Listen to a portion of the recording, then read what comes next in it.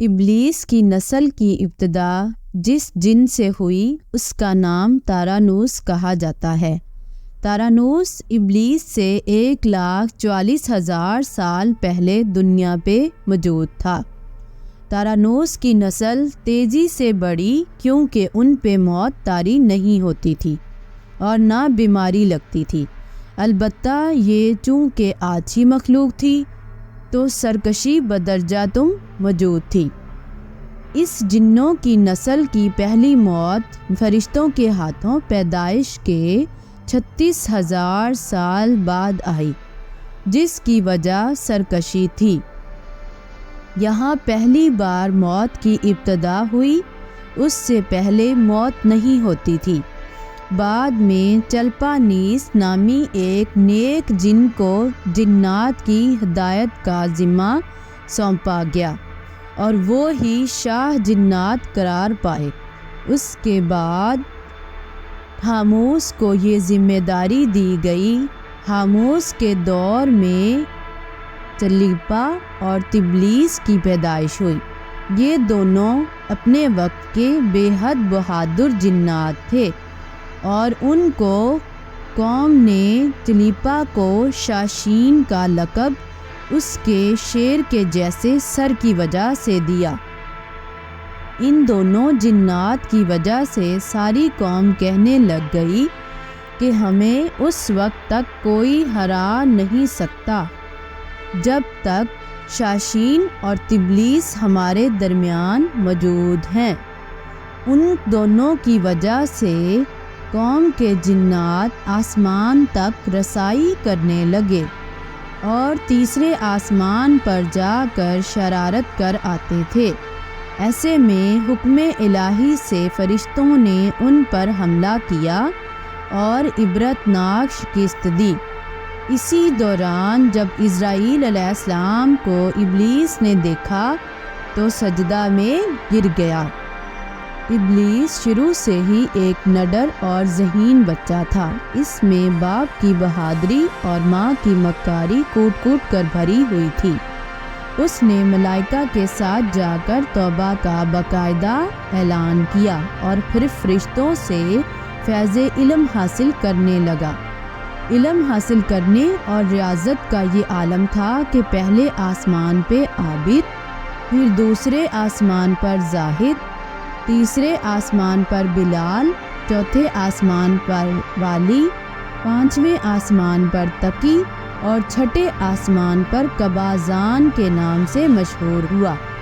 یہ وہ وقت تھا جب یہ فرشتوں کو سکھاتا تھا۔ ساتویں آسمان پہ ابلیس بقانون میں رہا۔ 7 افلاک کے سب ملائکہ کو معلم قرار دیا گیا۔ یہاں تک پہنچ کر ابلیس نے اپنی عاجزی اور ریاضت کی انتہا کر دی۔ کم و بیش ابلیس نے 14,000 سال عرش کا طواف کیا، یہاں تک کہ اس نے فرشتوں میں استاد سردار عزرائیل کے نام سے شہرت پائی۔ کم و بیش 30,000 سال مقربین فرشتوں کا استاد رہا۔ ابلیس کے درس و وعظ کی میعاد کم و بیش 20,000 سال ہے۔ فرشتوں کے ساتھ قیام کی مدت کم و بیش 80,000 سال ہے۔ ابلیس کو حکم ہوا کہ داروغہ جنت رضوان کی معاونت کرو اور اہل جنت فرشتوں کو اپنے علم و فضل سے بہراؤ کرو۔ یوں ابلیس کو جنت میں داخلے کا پروانہ مل گیا اور جنت میں بھی اپنے علم سے داروغہ جنت رضوان کو سیراب کیا، اور یوں جنت رضوان کی کنجیاں ابلیس کے پاس رہیں۔ روایات کے مطابق ابلیس 40,000 سال تک یہ فرض خزانچی انجام دیتا رہا۔ یہی وہ مقام اعلیٰ ترین جنت رضوان ہی تھا جہاں ابلیس نے پہلی بار بادشاہت کے خواب دیکھنے شروع کیے۔ اس وقت ابلیس کے پاس 7 اقلیم، افلاک، جنت و دوزخ سب کا اختیار تھا اور اس نے چپے چپے پہ سجدے کیے تھے۔ مگر یہاں پہ ابلیس عاجزی سے پہلی بار بھٹکا اور خود کو بادشاہ بنانے اور رب بن جانے کے خواب دیکھنا شروع کیے۔ کئی ملائکہ کے سامنے ربوبیت کی بابت بات بھی کی، مگر ملائکہ کے انکار کے سبب چپ ہو گیا اور یوں نظام چلتا رہا۔ مگر جب اس سب سے اللہ تعالیٰ کی ذات باخبر نہ تھی۔ پھر آدم علیہ السلام کی تخلیق کا مرحلہ آیا، جیسے قرآن مجید میں واقعات بیان ہوئے ہیں۔ ابلیس آدم علیہ السلام کو جزو مرحلہ وار مختلف اقسام کی مٹی سے تخلیق ہوتا دیکھتا رہا اور چپ رہا، مگر جیسے ہی اسے یہ معلوم ہوا کہ یہ آدم علیہ السلام اللہ تعالیٰ کا نائب ہے تو اس نے واویلا کیا، عبادات اور اطاعت کا واسطہ دیا، پھر طنز کیا کہ مجھ جتنی عبادت کس نے کی ہے، اور آدم علیہ السلام کو سجدہ کرنے سے انکاری ہوا۔ تب اللہ تعالیٰ نے کہا، نکل جا شیطان مردود۔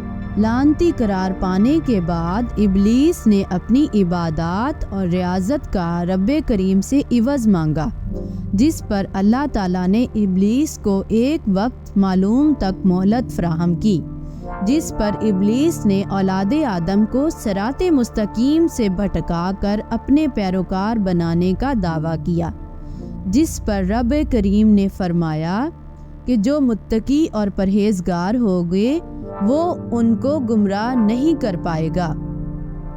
ابلیس کے اس لعنتی کام میں اس کے 5 ساتھی ہیں۔ نمبر 1، صبر۔ اس کے اختیار میں مصیبتوں کا کاروبار ہے، جس میں لوگ واویلا کرتے ہیں، گریبان پھاڑتے ہیں، منہ پر تماچے مارتے ہیں اور جاہلیت کے نعرے لگاتے ہیں۔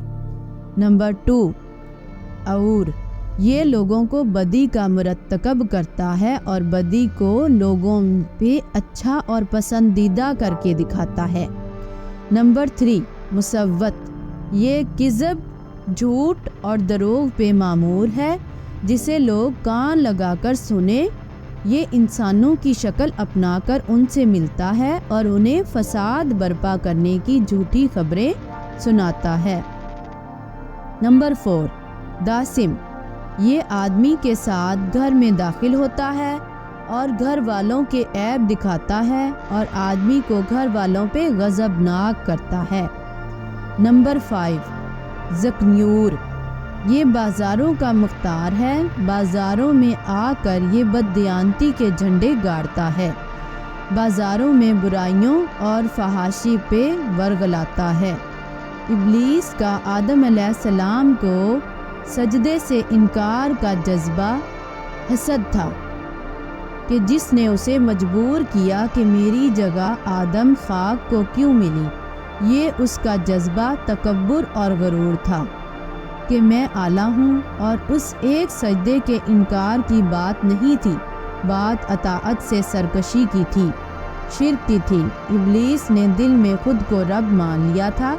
اسی شرک عظیم کی بدولت ابلیس تا قیامت رسوا و لعنتی ٹھہرا اور اولاد آدم کو بھٹکانے کے لیے آزاد قرار پایا۔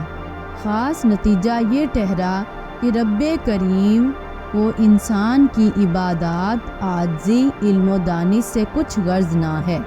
رب کریم صرف دیکھتا ہے کہ دل میں اطاعت و فرما برداری کتنی ہے۔